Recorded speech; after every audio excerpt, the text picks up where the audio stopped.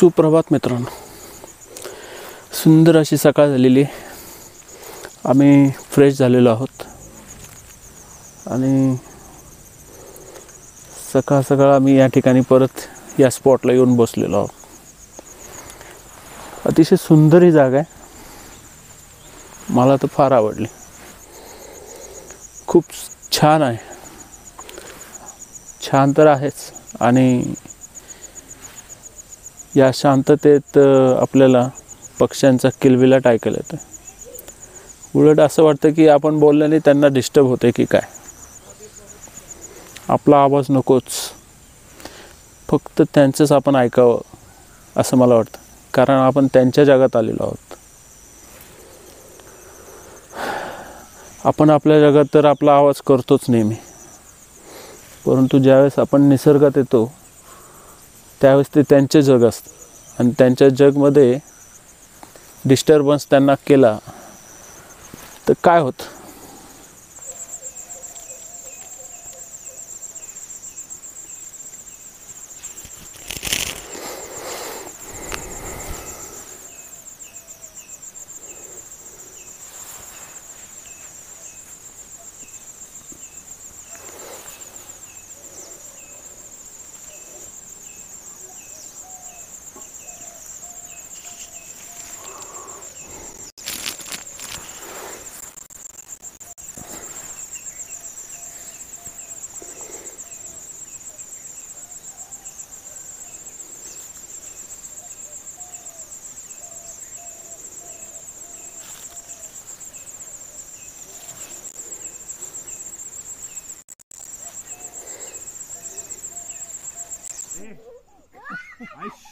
ते झाड आहे, बोलू नको. या या, ते झाड असतं एकदम नाही. सुरुवातीला एक डुबकी मारा, मग होईल ते.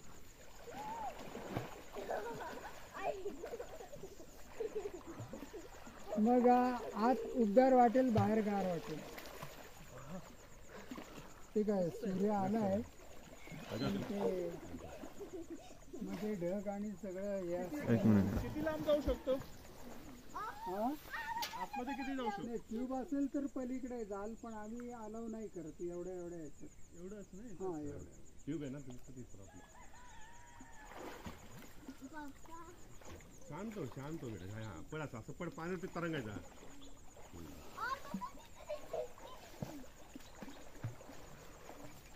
तिचं बूड आत घाला, इकडे पाय आणि इकडे हात. आता एक काम कर, उलट जाऊ पाण्यावरती.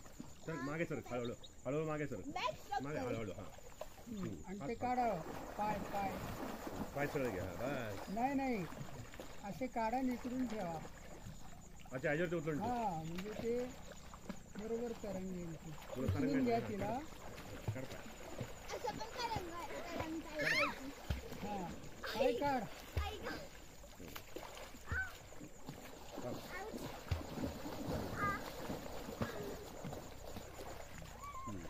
पाय पाय काढ ना. पाय. हा, जावरचं पुढे सर. पाय खाली, पुढे सर का पाय बाहेर काढ. पाय पुढे सर कर. हा,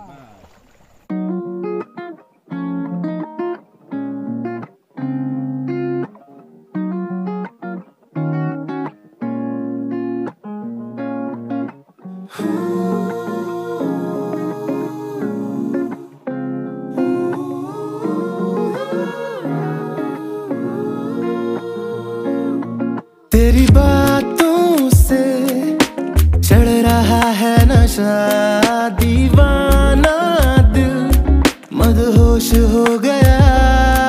ऐसा पहले ना हुआ कभी, जादू कैसा तूने कर दिया. महकने लगी पुरवाई, बनके तू बरखा आई. लगता है ये कोई ख्वाब सा,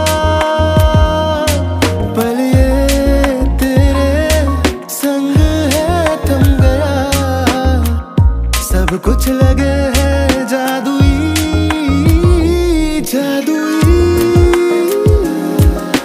हर अदा ये तेरी जादुई.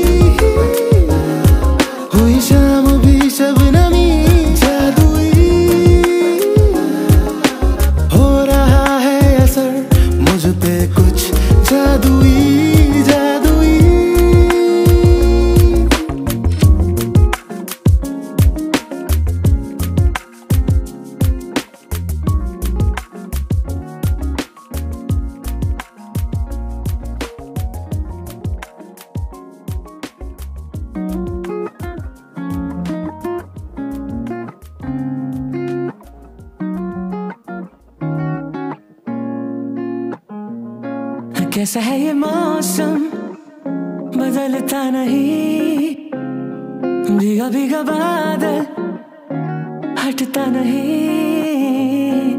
कैसा है ये मौसम बदलता नहीं, भीगा भीगा बादल क्यों हटता नहीं।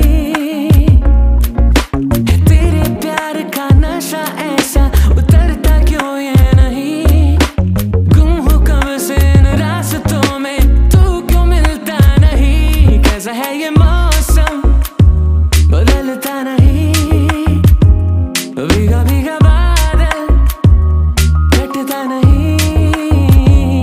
कैसा है ये मौसम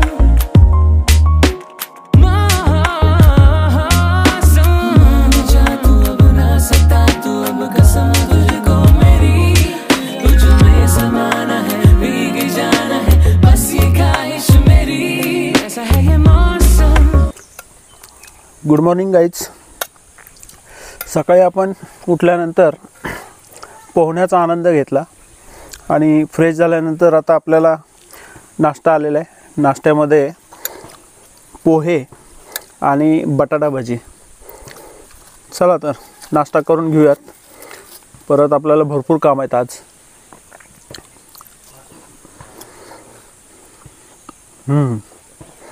भजी भारी आहेत,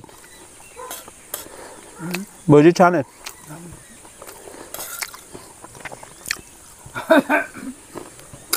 मस्त. पोहे पण मस्त आहेत. या नाश्त्याला. नमस्कार मित्रांनो, आपण या प्रॉपर्टीमध्ये काल इथे येऊन राहिलो होतो. कालचा दिवस आमचा खूप छान गेला. दुपारचं जेवण, संध्याकाळचं जेवण, रात्रसुद्धा खूप छान गेली. सकाळचा आजचा नाश्ता देखील आमचा छान झाला. खूप एन्जॉय केला आम्ही. आणि आज आपल्यात इथे म्हणजे ह्या प्रॉपर्टीचे केअरटेकर जे आहेत राम काका, यांचं नाव पूर्ण नाव राम जाधव असं आहे. त्यांचं आपण इंटरव्ह्यू घेणार आहोत की या प्रॉपर्टीबद्दल त्यांच्याकडून माहिती जाणून घेणार आहोत. परत त्यांच्याकडं जे काय इथं त्यांनी कलेक्शन्स केलेले आहेत ते आपल्याला ते दाखवणार आहेत, त्याबद्दल माहिती देणार आहे, ते आपण त्यांच्याकडून जाणून घेऊ. सो काका बोला. तर ह्या प्रॉपर्टीबद्दल आम्हाला सांगा, ही किती वर्षापासून प्रॉपर्टी रन आहे? ही प्रॉपर्टी गेले 30 वर्षापासून रन आहे. अच्छा. त्यावेळेला रस्ते नव्हते त्या काळात. ओके. मग त्या काळात लोक बोटीने यायचे, मुक्काम करायचे आणि दुसऱ्या दिवशी जायचे. ओके. काही लोक बोट भाड्याने करून यायचे, काही लोक सरकारी बोटीने यायचे. बापरे. पण त्यावेळेला सुद्धा खूप गर्दी असायची. त्या कारण निसर्गाचं खूप छान असं स्वरूप. त्या काळाचा निसर्ग तर अजून छानच असेल. छानच म्हणजे त्याच्यामध्ये इथं लोकसंख्या त्या काळात 5च्या वर नव्हती या गावची. बापरे. अशा काळात लोक यायचे. आता ह्या गावाचं नाव काय एक्झॅक्ट? या गावाचं नाव आहे पाथरशेत. पाथरशेत. पाथरशेत. आणि पुणे आणि पाथरशेत यातलं एक्झॅक्ट किती अंतर आहे? यातलं अंतर स्वारगेट पासून आम्ही सांगतो इथं तर 58 किलोमीटर अंतर आहे. 58 पुण्यापासून. म्हणजे तुम्ही स्वारगेट वरनं निघालात की सारसबागेवरनं सरळ सिंहगड रस्त्याने पानशेत पर्यंत, पानशेत पासून इथं 18 किलोमीटर. ओके. म्हणजे ते 40 किलोमीटर, हे 18 किलोमीटर, असं 58 किलोमीटर अंतर. अच्छा. आणि आता ह्या प्रॉपर्टीचे ओनर ते कुठे राहतात? ओनरचं नाव आणि ते राहतात. ओनरचं नाव आहे परिमल कल्हापुरे. अच्छा. ओके. आणि ते पद्मावतीकडे राहतात, तिकडे पुण्यातच राहिले पण पुण्यात राहतात आणि इकडेही राहतात. ओके. दोन्हीकडे म्हणजे जशी इकडं गरज असेल तसं इकडं राहतात, गरज असेल तसं त्याप्रमाणे असतं त्यांचं. आणि आता इथे तुम्ही एक डॉर्मेटरी आहे आणि एक कपल फॅमिलीसाठी एक रूम आहे आणि टेंट आहेत. आता आमच्या ऑडियन्सला तुम्ही असं माहिती द्या की इथं येणाऱ्या पर हेड पर्सनला किती खर्च जातो with snacks, lunch, dinner per day? आम्ही सगळं पर डेचं असतं, ते सगळं मालकांच्याकडे असतं. अच्छा. पण माझ्या माहितीप्रमाणे वन डेला आलात तर 600-650 रुपये पर डे. त्याच्यामध्ये आल्यावर चहा, नाश्ता, जेवण, संध्याकाळचा चहा. ओके. आणि सगळ्या सर्व्हिसेस. अच्छा. म्हणजे वन डे जर तुम्ही विजिट दिली, सकाळी आला आणि संध्याकाळी गेला तर तसं. पण इथं समजा जर स्टेचं केला तर सकाळी आल्यावर तुमचा चहा, नाश्ता त्याच्यानंतर दुपारचं लंच, ओके. हवं असल्यास एका वेळचं नॉनव्हेज, ओके. आणि रात्रीची सगळी झोपण्याची व्यवस्था, बरोबर सकाळी उठल्यावर चहा नाश्ता, बरोबर. त्याच्यानंतर चेकआउट. ओके. तर साधारण त्यांचं 1600-1700चं पॅकेज असतं. अच्छा. त्याच्यामध्ये इन्क्लुडिंग ऑल. Including all. असं सो मित्रांनो, ह्या ठिकाणी टेंट्स अवेलेबल आहेत. आपल्याला टेंट्समध्ये राहायचं असेल तरी त्याला 1700 रुपयेच खर्च आहे पर हेड, किंवा तुम्ही रूम्समध्ये डॉर्मेटरीमध्ये ग्रुपने जरी येऊन राहिला तरी पर हेड 1700 रुपये खर्च आहे.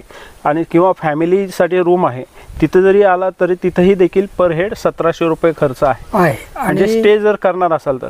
अदरवाईज वन डेला तुम्हाला 650 ते 700 रुपये खर्च आहे. पण याच्यात इन्क्लुडिंग ऑल आहे. तुम्ही बाकी काहीच करायचं नाही खाण्यापलीकडे. येस येस, म्हणजे पूर्ण खाण्याचं जे काय तुम्हाला काही घेऊ. सो मित्रांनो, काकांकडं खूप सारं कलेक्शन आहे. काका आपल्याला त्याबद्दल माहिती देतील. काय आहे काका हे? आता हे स्फटिक आहेत. ओके. सिलिकॉन डायऑक्साईड, जवळ आहे. SiO2. ओके. SiO2 म्हणजे सिलिकाचं ऑक्सिजन आणि सिलिका एकत्र येऊन त्याचं क्रिस्टलायझेशन झालं ॲट पर्टिक्युलर टेम्परेचरला. Silicon dioxide. सिलिकॉनचा एक अणू आणि एक ऑक्सिजनचे 2 अणू असं मिळून सिलिकॉन डायऑक्साईड तयार होतो. ओके. आणि त्याचे तुमच्याकडे कसं काय आलं? हे मी नदीकडे सगळं शोधत असताना मला नदीत सापडला. अच्छा. Silicon dioxide. कारण आपलं जे सह्याद्री तयार झाला, बरोबर, त्या सह्याद्री तयार होताना त्याच्यातून हे तयार झालेलं आहे, सिलिकॉन डायऑक्साईड. दुसरा एक महत्त्वाचं आहे की आपल्या अर्थ क्रस्टमध्ये खूप मोठ्या प्रमाणात कॅल्शियम आहे. बरोबर. त्यामुळे पाऊस पडला की ते कॅल्शियम पाण्यात विरघळतं आणि ते विरघळलेलं पाणी खाली खडकात जातं एखाद्या पोकळीमध्ये, आणि गेल्यावर तिथं पहिला थर बसला, तो वाळला, त्याच्यावर दुसरा थर, त्याच्यावर तिसरा थर, म्हणजे you find layer after layer after layer. हां, हे बघा लेअर्स दिसत. कॅल्शियम आहे. वा. आणि हे तुम्हाला कसं, म्हणजे शोध कसं काय लागला? कसं, म्हणजे नदीत फक्त पाणी ड्रॉप आउट झाल्यानंतर मी सबंध खोरं पिंजून काढत असतो. ओके. आणि त्यातनं पाहत असतो, त्यातनं शोधत असतो, ते फोडत असतो, बघत असतो. क्या बात आहे. आणि त्याचं शोधत असतो. नाईस. तर आला ना. हा स्टोन, हा पण स्टोन आहे बघा, स्टोनच आहे कॅल्शियमचा. बघा निसर्गाची कमाल, कसे आकार तयार होतात आणि काय त्यातनं आपण बघतोय. हे कॅल्शियमचे, हे सुद्धा कॅल्शियम आहे. वा. याचं डिझाईन बघा कसं तयार झालंय. मस्त. पहिला थर झाला, दुसरा थर झाला, तिसरा थर. म्हणजे एकदा का धरणातलं पाणी खाली गेलं की काकांचं कामच असते की काय खजिना ह्या पाण्यात दडलेला होता ते शोधून काढायचा आणि त्याचं शोध निबंध तयार करायचे. दगडांचे विविध आकार. आता हा दगड जर तुम्ही पाहिला तर याला आपण जांबा म्हणतो. बरोबर. जांबा हा कोकणात तयार होतो. कसं तयार होतो? हा तयार का होतो माहिती आहे का? की हा मूळ आहे तो बेसॉल्टपासून झालेला आहे. बरं. आपल्या पृथ्वी आता इथे महाराष्ट्रात बेसॉल्ट आहे. करेक्ट. सह्याद्री बेसॉल्टपासून फॉर्मेशन आहे सगळं. Basalt formation. कोकणात सुद्धा तसंच आहे, पण कोकणात प्रचंड खोली आणि प्रचंड पाऊस, त्याच्यामुळं हा जांबा तयार होतो तिथे. अच्छा. जांबा. करेक्ट. त्यामुळं हा कोकणातला प्रसिद्ध आपण जांबा दगड खास इथं आणतो आणि जांबा दगडातनं आपण घर बांधतो. लॅटराईट. आणि त्याचं तयार होण्याची प्रोसेस काकांनी आपल्याला आता लॅटराईट त्या प्रचंड पावसामुळं. ओके. लॅटराईट क्या बात. हा तयार झाला. याचं क्रिस्टलायझेशन झालेलं आहे. ह्यातनं हिरे मोती काही म्हणजे निघू शकतात. एवढं ते चमकतंय. ह्यातनं निघू शकतात का तसं? नाही, हिरा कोळशाच्या खाणीत होतो. कोळशाच्या ह्याच्यातनं काय निघू शकत? याच्यात नाहीयेत. हे याच्यात चमकतं फक्त. हा क्रिस्टलायझेशन मधून दगड वगैरे तयार होतात. म्हणजे ह्याला काय म्हणता येईल? काय म्हणतो आपण? गारगोटी. हा गारगोट्याच. गारगोटीचा प्रकार. ही पण गारगोटी आहे. ही गारगोटी आहे म्हणजे थोडक्यात. आणि आतमध्ये चमचमत आहे. ही सुद्धा वेगळ्या प्रकारची गारगोटी. आता याची रचना बघा. थर थर थर नंतर त्याचं हे पृथ्वीमध्ये ते घडत असतं. त्या वेळच्या परिस्थितीप्रमाणे त्याच्यात बदल वगैरे सगळे होत असतात. बरोबर. बापरे, केवढा हेवी आहे हे. कसे क्रिस्टल झाले बघा हे वेगवेगळे इथं. काय म्हणजे निसर्गाची कमालच आहे. कमाल आहे. त्याच्यावर ठेवलं तरी चालेल. बरं, खालून मागून कसं दिसते आणि हे पुढलं फोडलं म्हणून ते आतलं दिसलं तुम्हाला. निसर्ग आहे शेवटी. किती काळ, किती विरघळणं, किती काय, किती. आता हे म्हणजे ठिसूळच वाटतात हे. असं थोडंसं निघतंय हे. काय आतमध्ये बघा. नाही क्रिस्टलच आहेत सगळं क्रिस्टल तयार झालेत. हे पण एखाद्या कवटी सारखं वाटते. हे पण झालं. हा, क्रिस्टल, ऑल क्रिस्टल. गारगोटी. स्लेट पाटी असते ना, स्लेट. हा, तो हा मातीचा खडक आहे. ओके. जी गाळ इथे जमा होतो तो गाळ वाहत वाहत वाहत समुद्रात जातो.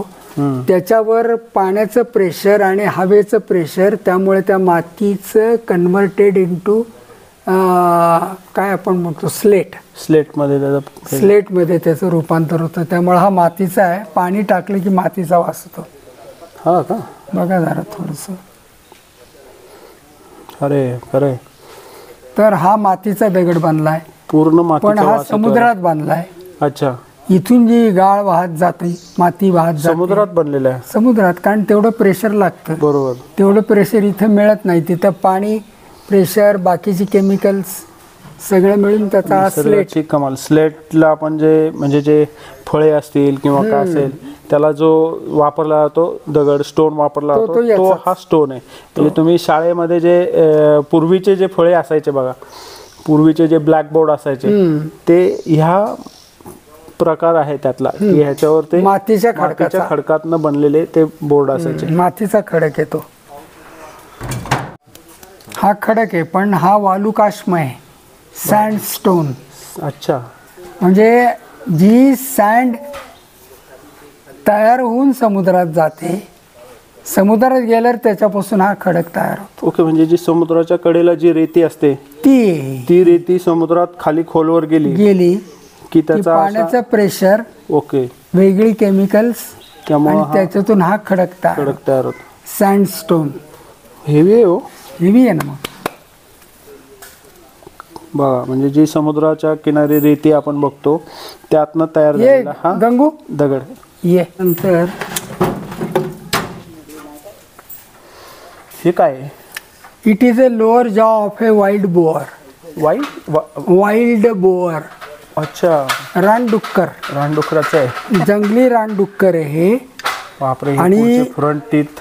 हा हो निघतंय. अँकरिंग एवढं आहे त्याचं. ते तुम्ही तसं लावून ठेवलंय का? त्याचं म्हणजे ते त्या पद्धतीने असतंय असंच. तर याचं काय असतं, हा ओमनीव्होरस आहे. म्हणजे हा मांसजन्यही खातो, वनस्पतीजन्य. ओमनी, हर्बीव्होरस, कार्निव्होरस आणि ओमनीव्होरस. फरक सांगा. आता कार्निव्होरस म्हणजे तो फक्त मांसजन्य पदार्थ खातो. ओके. कार्निव्होरस. वाघ हा कार्निव्होरस आहे. कार्निव्होरस. ओके. बरोबर आहे. डुक्कर हा नॉनव्हेज पण खातो आणि व्हेज पण खातो म्हणून तो ओमनीव्होरस आहे. ओके. आणि गाय फक्त गवतच खाते म्हणून ती हर्बीव्होरस आहे. अच्छा. क्या बात आहे. म्हणजे हे जे आपण म्हणतो की वेगवेगळे प्राणी कसं काय काय खातात, कोण व्हेज खातं, नॉनव्हेज खातं, आपण त्याला व्हेज नॉनव्हेज म्हणलेले, पण काकांनी त्या शास्त्रीय भाषेत आपल्याला समजून सांगितलेलं आहे. करेक्ट. आणि याचं काय असतं, हा जमीन उकरतो गांडूळ खाण्यासाठी. अच्छा. ही म्हणून बघा इथं मऊ आहे एकदम, घासून घासून घासून घासून. अरे केवढं स्मूथ आहे. हा तर हा सगळी जमीन आहे ना उकरून उकरून त्यातली गांडूळं खातो. बापरे. हा आता भातावर येतो पण एकटा येत नाही, सगळी गँग घेऊन येतो, कुटुंब. आणि कमी खातात आणि जास्ती लोळतात, नुकसान करतात. बरोबर. ही डुकराचं म्हणून हा त्रास असतो. खरे ते शेतात गेले की हा. आपलं समजून आणि समजून अँकरिंग एवढं असतं त्याचं. एवढं त्याला सपोर्ट आहे. हा म्हणजे आणि इथे झिजत असतं त्यामुळे आत ब्लड वेन्स असतात, त्यातून त्यातनं सतत ते supply कॅल्शियमचा त्याला ते पुरवठा होतो. होत. आणि त्याचे थरार थर हे वाढ. डुकराचे, रानटी डुकराचे हा. म्हणजे फ्रंट टीथ आहेत बघा. आणि सुळे. हे मागचे ज्या दाढा आहेत ह्या सुळे आहेत आणि ते सुळे. मुंडी हा कशाची मुंडी. कुठल्या प्राण्याची कळलं नाही पण ती सापडली मला.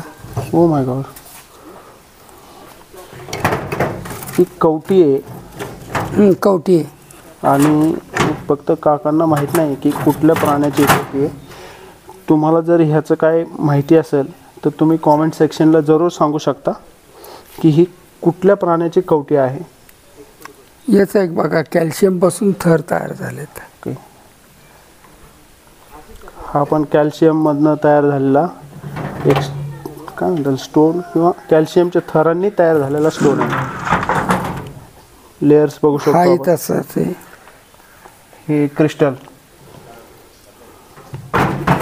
गारगोटीतला प्रकार. हा मला ड्रिफ्ट वाटलं मोर म्हणून. काय वाटलं. मोर मोर हां. मोराचं तोंड हे कवळ हे शक्ती अँटिक पीस म्हणजे तो म्हणून तो ठेवला मी. अँटिक मोरासारखा वाटतो म्हणून शोधलं तुम्ही ते. हा. ग्रेट. आपण हे असं एखादा हॅट घातली वाटते. हॅट घातली किंवा हॅट ही लेडीज वाटते बरं का. हॅट हे 2 डोळे आणि हातात गुच्छ घेतलेले असं वाटतं. आणि आईस्क्रीम खायला गेला तर दात पडतील अशी तिची. पण हे असं कसं काय खाली एकदम स्ट्रेट. हा आणि हे सापडलं ना तिथं मला. बघा हे लाकूड आहे. लाकडातलं चित्रकला, लाकडातून तयार झालेली चित्रकृती म्हणजे ड्रिफ्ट टूर आपण म्हणतो. हो. आता हे बघा बघा. ओके. म्हणजे त्या पोर्शनमध्ये त्यांनी ते एक तर तो रनिंगच्या पोर्शनमध्ये दिसतोय हा. त्याच्यात मी पाहिलं म्हटलं जायला हा असं दिसतोय तसं. अगदी अगदी म्हणजे पोझिशनमध्ये तो की त्याचे हे 2 हात दिसत आहेत, हे तोंड दिसतंय आणि हे दोन पाय दिसत आहेत. हा क्या बात आहे. मस्त.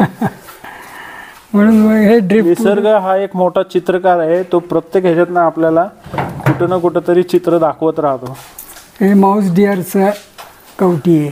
अच्छा. आणि कवटीला मग इतके भाग का असतात आपल्याला प्रश्न पडला पाहिजे. मी सांगितलं ना की निसर्ग त्यांच्या संरक्षणाची काळजी करतो. आपल्या डोक्याला सुद्धा भाग आहेत.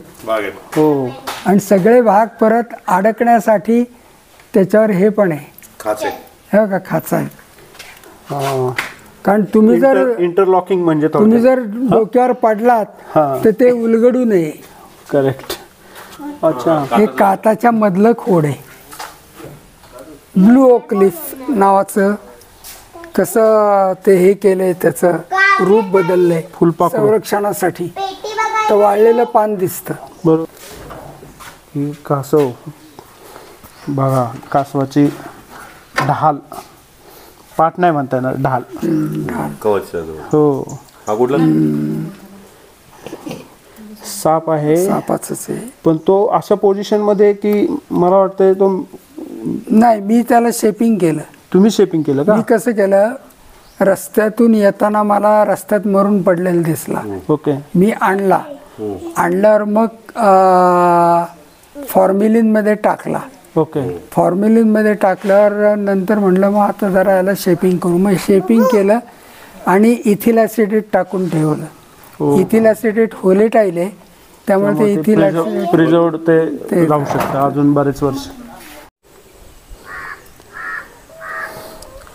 काका, आता हे जे नदी आहे त्याबद्दल, म्हणजे हे बॅकवॉटर वरसगाव बॅकवॉटर जे आहे ते कुठल्या नदीवर आहे आणि प्लस हे नदीचा इतिहास काय, ह्या भागाचा इतिहास काय, तो आम्हाला तुम्ही थोडक्यात किंवा तुमच्या ह्याच्यात सांगा. नाही, हे बरोबर आहे. ही नदी आहे, ओके. हिचं नाव आहे मोसी नदी. मोसी नदी. मोसी नदी आणि त्याच्यावरनं मोसे मावळ हा शब्द आहे. मोसे मावळ. पुणे जिल्ह्यात पश्चिम भागात 12 मावळ आहेत. हो, 12 मावळ. तर त्याच्यापैकी हे एक मावळ आहे. अच्छा. आणि ही मोसी नदी आहे, ही पुण्याला पाणी पुरवठा करणारी जी मुठा नदी आहे पलीकडे, यस, त्या मुठेची ही उपनदी आहे. अच्छा. ज्याला आपण ट्रिब्युटरी म्हणतो. करेक्ट. आणि ही ट्रिब्युटरी पानशेत जवळ मुठा नदीला मिळते. बर. आणि पुढे ते पाणी खडकवासला खडकवासल्यात जातं. खडकवासला डॅमला. म्हणजे हा. मुळात पुणे शहराला पाणी पुरवठा करणारे एकूण किती धरणं म्हणता येईल? 4 धरणं, त्याच्यापैकी हे सर्वोच्च मोठं. अच्छा. 13 TMC. 13 TMCचं हे धरण आहे. हे धरण आहे. ओके. याच्या शेजारी पानशेत आहे. पानशेत आहे, ते मातीचं जे 61 साली फुटलं होतं. 61 साली फुटलं होतं. करेक्ट. तर त्याचं 12 जुलै 12 जुलै 61ला फुटलं होतं. ते याच्या शेजारी ती पण मोठ्या नदीचीच ट्रिब्युटरी आहे. अच्छा. आंबी नदी. ओके. ती आंबी नदी म्हणजे पानशेत आंबी नदीवर बांधले थोडक्यात. बांधलंय. आणि हे वरसगाव डॅम जे आहे ते मोसी नदीवर मोसी बांधलंय. नदीवर बांधले. आणि सगळ्यात साठा वरसगाव डॅम मध्ये. वरसगाव डॅम म्हणजे 13 TMC म्हणजे अंदाजे 13 TMC या धरणाचं, 9 TMC त्या धरणाचं, 9 TMC पानशेत धरणात. पानशेत धरणाचं. अच्छा. आणि दोन्ही धरणाचं पाणी एकत्र पानशेत जवळ येतं. ओके. आंबी आणि हिचं. ओके. आणि पुढं लगेच 1 किलोमीटरवर ते मुठेला मिळतं. अच्छा. ओके. हा. ओके. ओके. मग आता हे मोसी नदीचा उगम कुठं झाला एक्झॅक्ट? मोसी नदीचा उगम साधारण धामणोळ नावाचं जे गाव आहे, हा. सह्याद्रीच्या टोकावर, अच्छा. तिथं उभं राहिलं तर खाली तुम्हाला महाड दिसतं. ओके. MIDC दिसते. डाव्या हाताला गेलं तर तुम्हाला रायगड दिसतो. म्हणजे ओके. असं म्हणजे तिथून तो इथपर्यंत ती आली नदी. नदीचं हे आलेलं आहे. उपनदी आली. उपनदी आलेली. हम्म. ओके. ओके. उपनदी. आणि हे याचं महत्त्वाचं स्थान असं आहे की छत्रपतींच्या स्वराज्यातली ही प्रमुख नदी आहे. अच्छा. कारण या नदीच्या तिथं तव नावाचं गाव आहे. ओके. ज्या तव नावाच्या गावामध्ये बाजी पासलकरांचा जन्म झाला होता. ओके. ओके. म्हणजे स्वराज्याचे पहिले सरसेनापती. पहिले सरसेनापती, त्यांचा मृत्यू म्हणजे पुरंदर त्यांच्या- घेताना झाला. हो. अच्छा. अच्छा. अच्छा. अच्छा. तर तुम्ही आता बसलात ते छत्रपतींच्या स्वराज्यात आहे. ओके. म्हणजे माझ्या अंगावर काटा येतो. खरंय खरंय. असं आहे. हा, हे ऐकताना सुद्धा आमच्या अंगावर काटाच हा, येतोय. तर- की म्हणजे आपल्या स्वराज्याचे पहिले सरसेनापती. म्हणजे माझ्या मते मला सांगा, त्यावेळेस छत्रपतींचं वय काय असेल? छत्रपती शिवाजी महाराजांचं ज्यावेळेस पहिले सरसेनापती बाजी प्रभू पासलकर हे होते त्यावेळेस नाही, तेवढं मला नाही सांगता येणार. माझ्या मते यंगच असतील ना. यंगच असतील. छत्रपती शिवाजी महाराजांचं माझ्या मते 20च्या आतलंच वय असावं. असेल. बरोबर. कारण त्यांनी 14व्या-15व्या वर्षी तोरणा जिंकला होता. करेक्ट. पहिलं त्याचं नाव प्रचंडगड होतं. बरोबर. पण पहिल्यांदा जिंकून त्यांनी स्वराज्याचं पहिलं तोरण बांधलं. म्हणून तो तोरणागड त्याला म्हणतात. तोरणा किल्ला. खरंय. म्हणजे मित्रांनो, काका सांगतायत की पहिले स्वराज्याचे सरसेनापती जे होते बाजी प्रभू पासलकर यांचा तव या ठिकाणी जन्म झाला आणि त्यांचा सासवड पुरंदरच्या लढाईमध्ये अंत झाला. पुरंदर घेताना त्यांचा म्हणजे बघा, स्वराज्याच्या पहिला सरसेनापती म्हणजे मोसेखोरेच नाही. हा, मोसेखोर. म्हणजे टोटल किती गावे मोसेखोऱ्यात? मोसेखोऱ्यात जवळजवळ आता ही पाण्यात गेलेली 24 गाव आहेत. 24 गावांचं. ओके. सगळं. कारण इथं तुम्ही गेलात तर पुणे जिल्ह्याचा शेवट आणि तिथे लगेच रायगड जिल्हा चालू होतो. ओके. म्हणजे धामणोळ नावाच्या गावापाशी. बरोबर. आणि धामणोळच्या तिथे तुम्ही गेलात बॉम्बे पॉइंट, बरोबर, तर डाव्या हाताला तुम्हाला कुर्डूचा किल्ला दिसतो. अच्छा. कुर्डूचा किल्ला इथून जवळ आहे का तो? हा, तरी सरळ रेषेत गेलं तर 15 किलोमीटर. 15 पण असं लवासाच्या गेलं पुढे तर ते एक साधारण 10 किलोमीटर अजून. 10 किलोमीटर. पण तिथपर्यंत जवळपास शेवटच्या क्षणापर्यंत ती गाडी पोचू शकते ती. बरोबर, काय हरकत नाही. आता तुम्ही हे मोसे खोऱ्यात जी गावं गेली, 24 गावं जी गेली, तर त्या 24 गावांचं पुनर्वसन झालंच असेल ना? झालं. मग ते कसं आणि कशा सरकारी नियम पद्धतीने? असं आहे की ज्या गावं धरणासाठी हलवली जातात त्या गावांचं पुनर्वसन, ज्या गावांना या धरणाचं पाणी पुरवलं जातं त्याला कमांड एरिया म्हणतात, तिथंच पुनर्वसन करायचं. हा ओके, नियम. म्हणजे आता पुणे शहराला पाणी पुरवठा करणारी तर 4 धरणं तुम्ही सांगितली, त्यातलं पानशेत धरण 500. आणि वरसगाव धरण. वरसगाव. या व्यतिरिक्त 2 धरणांची नावं काय? एक टेमघर, टेमघर. दुसरं खडकवासला. अच्छा, तर खडकवासला तर ते फ्रंटलाच आहे. फ्रंटलाच पण टेमघरचं किती TMC साठ आहे? 3.5. 3.5. पानशेतचं 9 TMC. वरसगावचं 13 TMC. 13 आणि TMC. खडकवासल्याचं खडकवासल्याचं आता कसं आहे, 125 वर्ष झाली ब्रिटिश कालीन ते धरण. गाळाने पूर्ण भरलेलं आहे. त्यामुळे प्रत्यक्ष पाणी साठा 2 TMCच्या पुढे नाही. 2 TMC. ओके, आता म्हणजे जे ब्रिटिश कालीन धरण आहे ते धरण महात्मा ज्योतिराव फुलेंनी बांधलंय. म्हणजे आपले सामाजिक कार्यकर्ते बरोबर आहे. आणि मुलींची शाळा किंवा त्यांचा त्यांनी त्या काळात ते खडकवासला धरण डॅम तो बांधलेला आहे इंग्रजांच्या काळात. त्यांचा एक सिव्हिल कॉन्ट्रॅक्टर म्हणून काहीतरी त्यांचं हे होतं वाटतं, काम होतं. त्या ह्याच्यात त्यांना ते कामं करायचे आणि त्यातनं जो येणारा पैसा होता ते समाजकार्यासाठी वापरायचा. तो तिथला तसा इतिहास आहे. मग हे धरण कोणत्या वर्षी बांधलं? हे धरण 1967 साली बांधायला सुरुवात केली आणि 95ला बांधकाम संपलं. म्हणजे 17 वर्ष लागली धरण बांधायला. वरसगाव डॅम बांधायला 17 वर्ष गेली. आणि त्यातलं निम्म धरण कॉन्क्रीटचं, निम्म धरण मातीचं. ओके, म्हणजे पहिल्यांदा पानशेत धरण बांधलं गेलंय थोडक्यात. 500 नंतर 561ला तर तो फुटला डॅम. आणि त्याच्यानंतर मग त्याला हे धरण 95ला सुरुवात केली. 95ला सुरुवात. 1995 पूर्ण झालं. 1967ला सुरुवात केली, 95ला कम्प्लीट झालं. आणि टेमघर धरण सुद्धा अलीकडचंच आहे, पण देशात सगळ्यात चर्चेचं गळकं धरण म्हणून त्याची प्रसिद्धी आहे. का बरं? कारण ते सतत पाणी गळत असतं त्याच्यातून. Okay okay. त्याच्यावरनं खूप विधानसभेत गोंधळ झाले, सगळीकडे झाले. Okay okay. ते आहे. आणि ते मुठा नदीच्या उगमावर आहे. मुठा नदीच्या उगमावर आहे. म्हणजे मुठा नदीचा उगम तिथून टेमघरला झालेला आहे. हा, टेमघर पासून मुठा नदी पुढे ती कुठल्या नदीला जाऊन मिळते? पुण्याच्या इकडून मग पुढे भीमेला मिळते. अच्छा. आणि मुळा नदी कुठे हे होते? मुळा नदी याच्या पलीकडे मुळा नदी, ज्याच्यावर टाटाचा डॅम आहे. टाटाचा डॅम म्हणजे लोणावळ्याच्या इथे का? नाही, अलीकडे इथे कुठे? तामिनीच्या तिथे मुळा नदीचा उगम आहे. आणि ह्या मुळा मोठा एकत्र होऊन पुढे कुठल्या नदीला भीमेला मिळतात? भीमा नदीला. ओके, म्हणजे साधारण किती किलोमीटरचं अंतर होईल? नाही, मला जरा नाही सांगता यायचं. 70-75 नाही असेलच तेवढं. 70-75 किलोमीटर असेल तेवढा. ओके, सार्थक. आता ते डिस्कनेक्ट करून परत चालू कर. आणि दुसरी गोष्ट, हां, इथून तुम्ही 500 पासून पलीकडे गेलात तर लगेच तोरणा किल्ला आहे. त्याच्या पुढे थोडं गेले की लगेच राजगड आहे.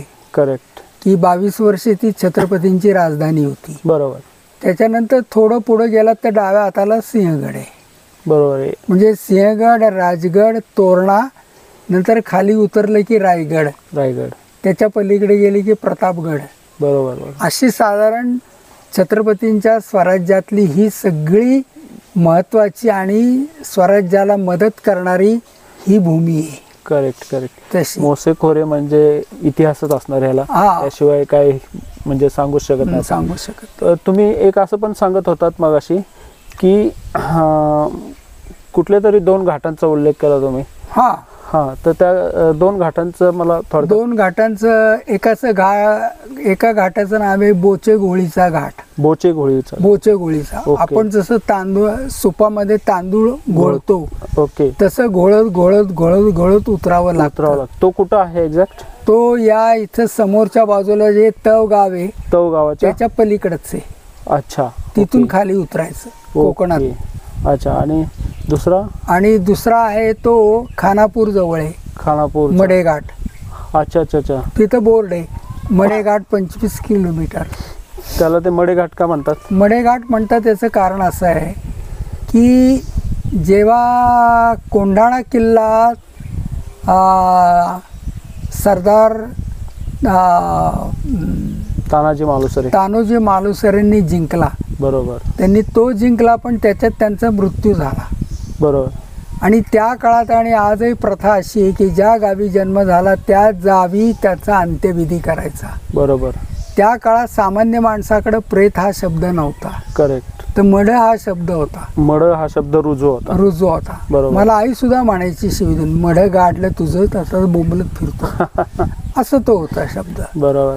मग तानाजीचं मड ज्या घाटमार्गाने उतरून प्रतापगडच्या पायथ्याशी असणारं उमरट नावाचं गाव आहे तिथं नेलं, तो मडेघाट म्हणून प्रसिद्ध झाला. पूर्वी त्याचं नाव कदाचित वेगळं असेल. बरोबर. म्हणजे हे शिवकालीन घाट त्याला त्याचं नामकरण रुजू झालं आणि ते तानाजी मालुसरेंचं जे शव आहे त्या घाटातनं तिकडं नेलं, त्यामुळे त्याला मडेघाट असं, ज्याच्यातून तानाजीचं मड नेलं तो मडेघाट. आणि आता कोंढाण्याचं नाव सुद्धा इतिहास जमा झाला. आता सिंहगड म्हणलं. गड आला पण सिंह गेला. ते तानाजी मालुसरेंच्या बद्दल छत्रपतींनी व्यक्त केलेली खूप ते दुःख होतं. ते खरं तर अगदी. मोसे खोऱ्यात मग कोणता समाज जास्त? मोसे खोऱ्यामध्ये खरं तर धनगर मोठ्या प्रमाणात, कातकरी मोठ्या प्रमाणात, मराठे कमी प्रमाणात. बरोबर. असं आहे ते. त्यामुळं पूर्वी इथं छत्रपतींच्या आधी धनगरांची राज्य पण होती इथं. ओके. धनगरांची राज्य होती, सिकेपिंच्या काही गोष्टी होत्या. बरोबर. असं होतं पूर्वी. करेक्ट. त्यामुळं तसं होतं. ओके. सो गाईज, आपल्याला रामकाकांनी खूप छान माहिती सांगितली, धरणाबद्दलही माहिती दिली, त्याचबरोबर इथल्या मोसे खोऱ्याचा इतिहास देखील आपल्याला सांगितला. अतिशय सुंदर माहिती आपल्याला व्हिडिओच्या माध्यमातून आम्ही तुमच्यापर्यंत पोहोचवत आहोत. आणि ह्या माहितीबद्दल तुम्हाला काय वाटते ते तुम्ही ते कॉमेंट सेक्शनमध्ये जरूर सांगा. धन्यवाद. मित्रांनो, मुळशी तालुक्यातील पाथरशेत येथील आपण इको विलेजमध्ये कालपासून ह्या प्रॉपर्टीचा एन्जॉय घेतलेला आहे आणि ह्या प्रॉपर्टीबद्दल आपण आपल्या व्हिडिओमध्ये संपूर्ण माहिती तुमच्यापर्यंत पोहोचवण्याचा प्रयत्न केला आहे.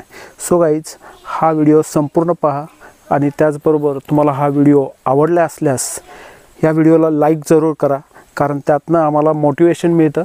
आणि कॉमेंट जर केल्यात तर त्यातून आम्ही इन्स्पायर्ड होऊन अजून तुमच्यापर्यंत अशा हिडन ज्या गोष्टी आहेत ते तुमच्यापर्यंत पोहोचवण्याचा प्रयत्न करू. त्याचबरोबर हा व्हिडिओ तुमच्या मित्रमैत्रिणींना जरूर शेअर करा. अशा हिडन प्लेसवर येऊन निसर्गातील आनंद जर तुम्हाला घ्यायचा असेल तर हे अशा प्रकारचे हिडन पॉईंट आम्ही तुमच्यापर्यंत पोहोचवण्याचा प्रयत्न करतो. त्याचसाठीच हा प्रयत्न असतो. सो गाईज, आमच्या व्हिडिओला लाईक करा, शेअर करा. तुम्ही जर प्रथम आला असाल व्हिडिओ पाहण्यास तर माझ्या चॅनलला सबस्क्राईब करायला विसरू नका. धन्यवाद मित्रांनो. So eco village, bye bye. परत एकदा येऊ इथे. धन्यवाद. दिल बेठिकाना था, तुझ तक ही आना था रास्ता.